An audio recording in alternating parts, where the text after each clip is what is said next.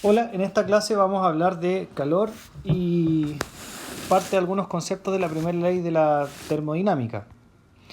El aprendizaje esperado es que podamos aplicar el concepto de capacidad calórica y calor específico en la resolución de problemas y vamos a ver también algunos conceptos fundamentales para iniciarnos en este proceso. Lo primero es que cuando hablamos del calor, todo esto parte con una teoría que se formuló hace muchos años atrás que se llama la teoría del calórico.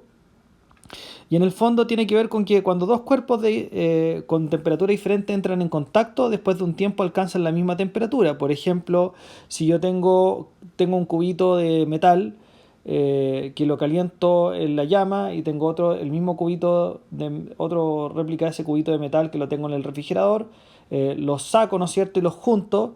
Después de un tiempo, al entrar, y los dejo en contacto, digamos, directo, después de un tiempo esos dos cubitos van a equilibrar su temperatura. Entonces, la explicación para ese proceso es que existe una transferencia de un, entre comillas, fluido, que se le llama calórico, ¿ya? Desde un cuerpo de mayor temperatura a otro de menor temperatura, y que en el fondo es básicamente la energía calórica que se transfiere siempre desde un cuerpo de mayor temperatura, ¿no es cierto?, a otro de menor temperatura. Entonces, el calor es un tipo de energía y en algún momento Benjamin Thompson atribuyó, eh, por ejemplo, el calentamiento del acero en perforación al trabajo realizado contra la fricción, que es lo que se llama como energía calórica. Ahí ustedes tienen un ejemplo, ¿no es cierto? Un taladro que está perforando, en este caso, un bloque metálico, y cuando se hace esa operación, evidentemente el metal se calienta. Entonces, otra forma de ver al calor también es básicamente un tipo de energía que se transfiere cuando se realiza un trabajo realizado contra fricción. Y eso es súper común de ver, es decir, frótense ustedes las manos, ¿no es cierto? Y van a sentir inmediatamente que hay un proceso, ¿no es cierto?, de calentamiento de esta. Y eso es básicamente porque la fricción, ¿no es cierto?, del trabajo que se está haciendo con el movimiento de las manos y la fricción entre ellas está transformando esa energía mecánica, ¿no es cierto?, del movimiento de las manos, en este caso en energía calórica. Entonces, el calor se puede definir finalmente como una energía que se transmite de un cuerpo a otro únicamente cuando existe una diferencia de temperatura entre ellos. Y esa es una premisa básica que hay que entender. Y hay que tener extremadamente claro y no olvidar nunca que el calor se transfiere siempre desde una fuente de mayor temperatura a una fuente de menor temperatura. No ocurre en el sentido inverso. El calor siempre se transfiere desde una fuente de mayor temperatura a una fuente de menor temperatura. Para el calor existen algunas unidades en el sistema internacional. El sistema de medida, digamos, para el calor son la unidad del Joule. También se emplea una segunda unidad que se llama caloría. Aquí está la equivalencia. Una caloría es 4,18 Joule. ¿Cómo se define una caloría? Bueno, acá tenemos una imagen que nos ayuda a definir una caloría. Acá tenemos un recipiente que contiene 1 gramo de agua y se define a la caloría como la cantidad de energía necesaria para elevar en 1 grado Celsius de temperatura, ¿no es cierto?, una cantidad de 1 gramo de agua. Entonces, si yo aplico una caloría a este sistema, a este gramo de agua, lo que yo voy a conseguir como resultado es el aumento en 1 grado Celsius de la temperatura de este gramo de agua. ¿Ya? Esa es la definición de la caloría, ¿no es cierto? La cantidad de energía necesaria para elevar en 1 grado Celsius la temperatura de una masa de 1 gramo de agua. El calor se puede transmitir, como ya lo hemos dicho, entre los cuerpos, siempre y cuando exista una diferencia de temperatura entre ellos. Y siempre se va a transferir desde la zona de mayor temperatura a la de menor temperatura. Pero la forma en que se transmite el calor puede variar según, ¿no es cierto?, el tipo de estado de la materia en que estemos trabajando o las situaciones que estemos realizando esa transferencia. Entonces vamos a ver 3 mecanismos de transmisión del calor. El primero de ellos es la conducción. Entonces, la conducción se produce básicamente por un traspaso de la energía vibracional entre los átomos de la materia.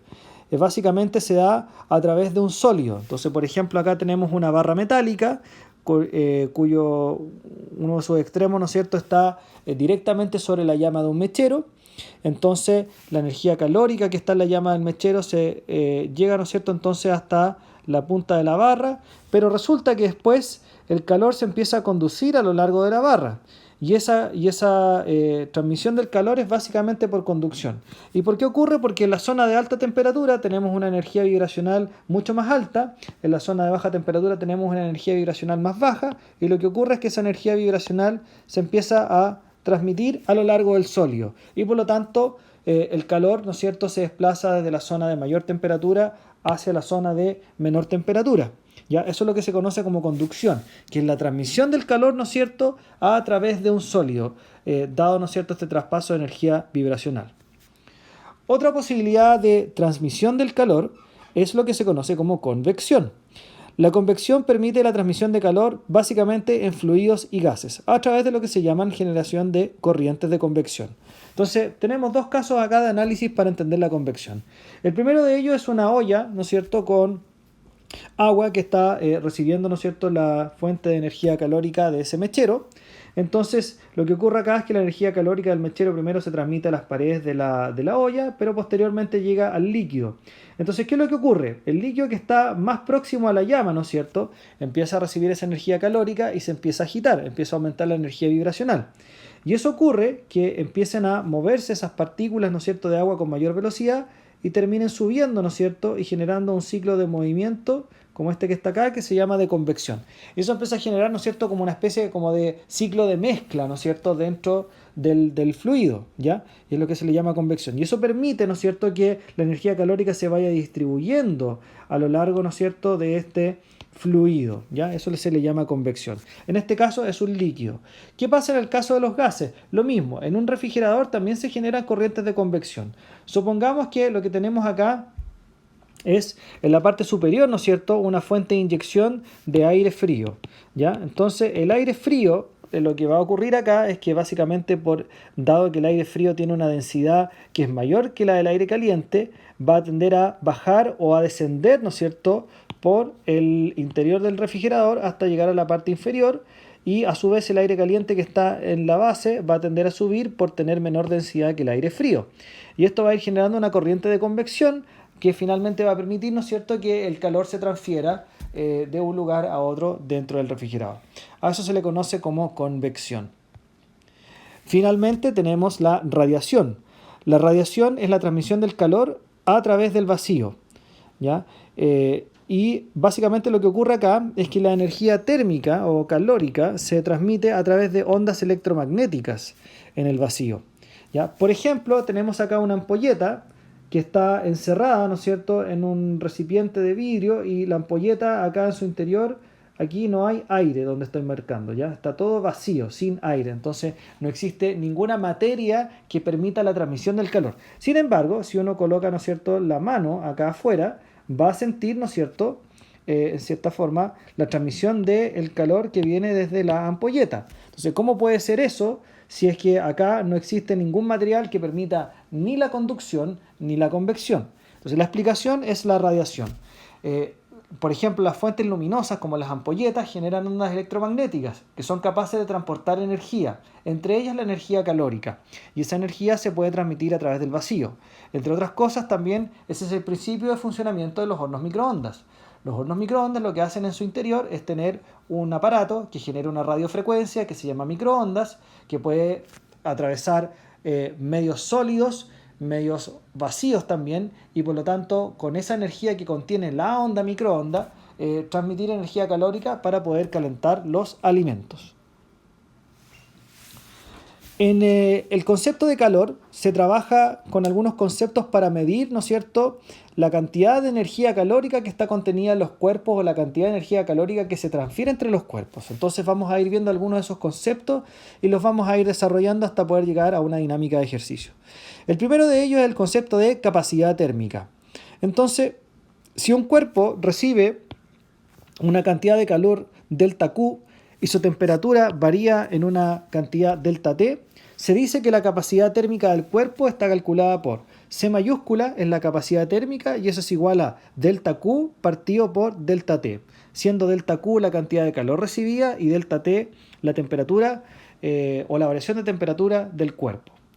Por ejemplo, tenemos acá dos piedras o dos rocas que están siendo sostenidas por un soporte y están siendo calentadas por un mechero.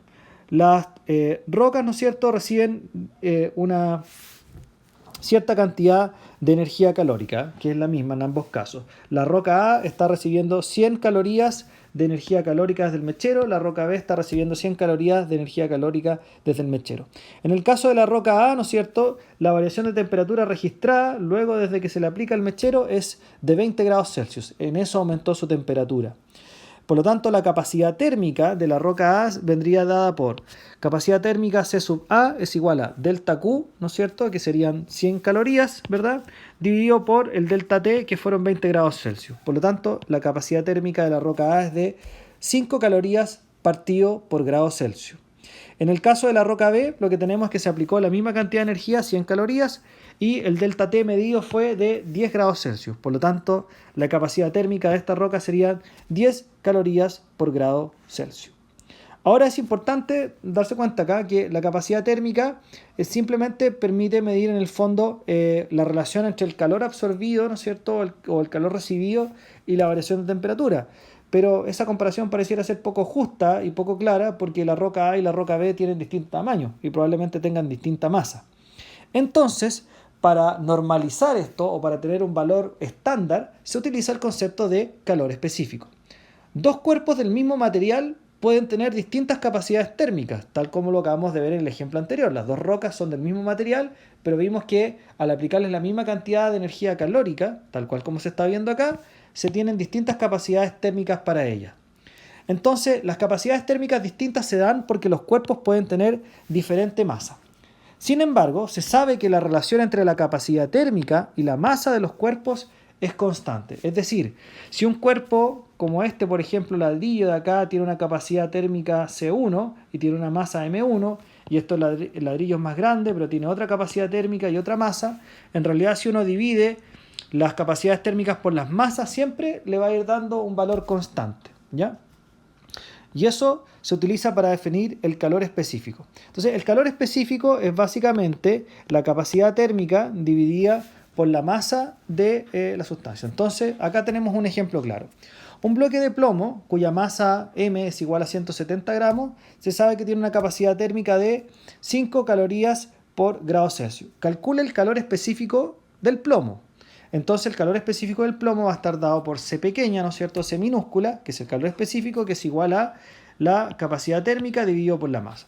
Como nos dieron en el enunciado los datos, 5 calorías partido por grado Celsius es la capacidad térmica y la masa del bloque 170 gramos. Por lo tanto, el calor específico del plomo es de 0,30 calorías partido por gramo por grado Celsius. Bueno, este valor es el que normalmente vamos a utilizar para muchos cálculos porque es el estándar.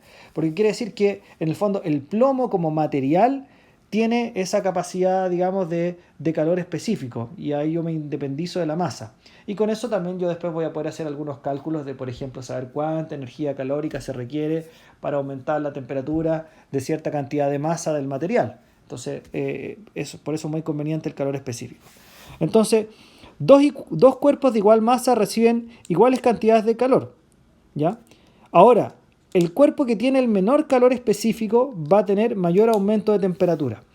Bueno, esa frase nos indica en el fondo otra de las aplicaciones del concepto del calor específico en este contexto. El calor específico también sirve para comparar, ¿no es cierto?, cómo se comportan dos sustancias distintas o dos materiales distintos frente a la aplicación de energía calórica.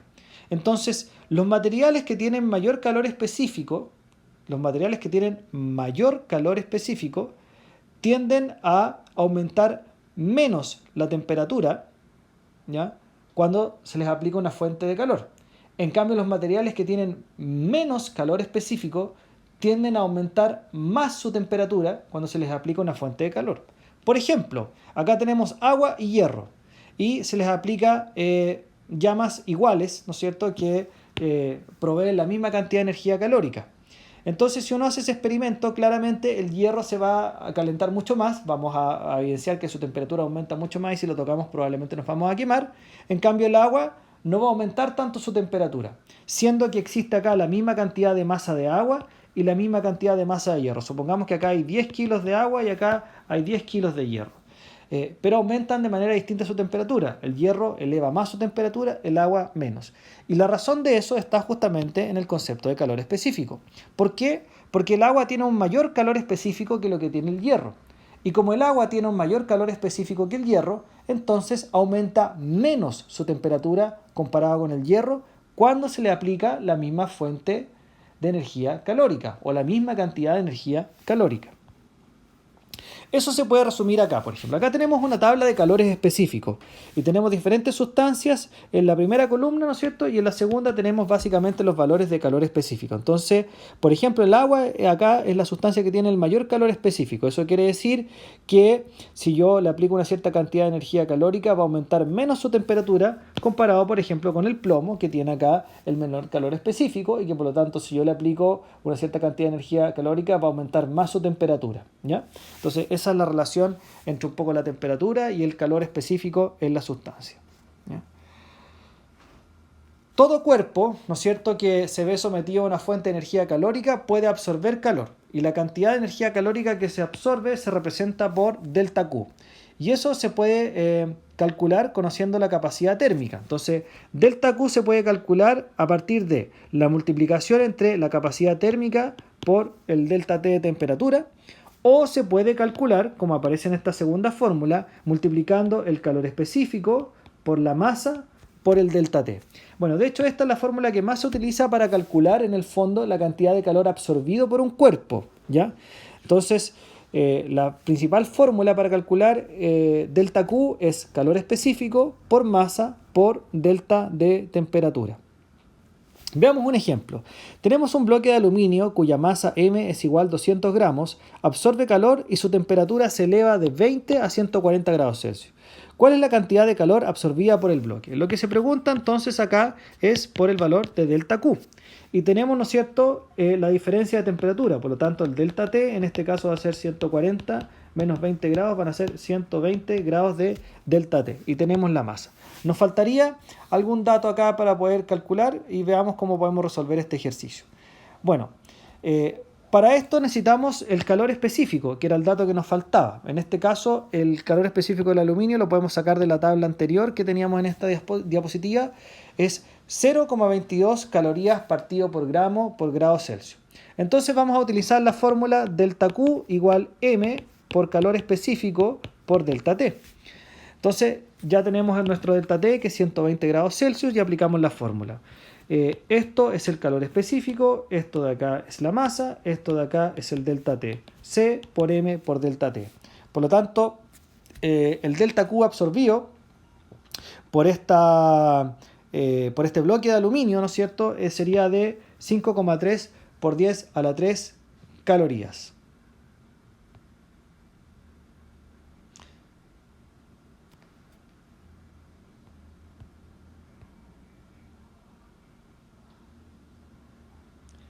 Ya. Veamos otro ejercicio.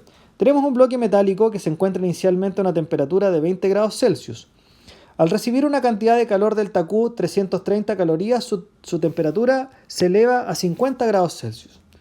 Nos piden averiguar acá cuál es el valor de la capacidad térmica del bloque y nos piden también que digamos con nuestras propias palabras qué es lo que significa el resultado obtenido en este ejercicio. Estaba un poco baja la batería del lápiz, pero no hay problema, lo cargamos al tiro. Bueno, ¿cómo se resuelve el valor de la capacidad térmica del bloque? Básicamente vamos a utilizar la fórmula de capacidad térmica, que es delta Q partido por delta T. El delta Q venía ofrecido inicialmente en el enunciado, eran 330 calorías, y el delta T tenemos que hacer la diferencia de temperaturas, que sería 50 la final menos 20 la inicial. Con eso, ¿verdad?, tendríamos que la división nos daría 11 calorías por grado Celsius. ¿Qué es lo que significa esto con nuestras propias palabras? Bueno, que se requiere absorber una cantidad de 11 calorías para incrementar la temperatura en 1 grado Celsius. Eso significa. ¿Por qué eso, digamos? Porque fíjense en la unidad, dice 11 calorías partido por grado Celsius. Entonces se requieren justamente 11 calorías de energía calórica para incrementar por cada grado Celsius que se requiere incrementar la temperatura de este bloque en particular. Otro ejercicio. Tenemos un bloque de cobre de masa M200 gramos que es calentado de 30 a 80 grados Celsius. Considere el valor del calor específico 0,093 calorías partido por gramo por grado Celsius. Las dos preguntas son: ¿qué cantidad de calor se suministró al bloque? Y B, si a este cuerpo se le suministran 186 calorías, ¿en cuánto incrementará su temperatura? Veamos entonces cómo se puede resolver este ejercicio.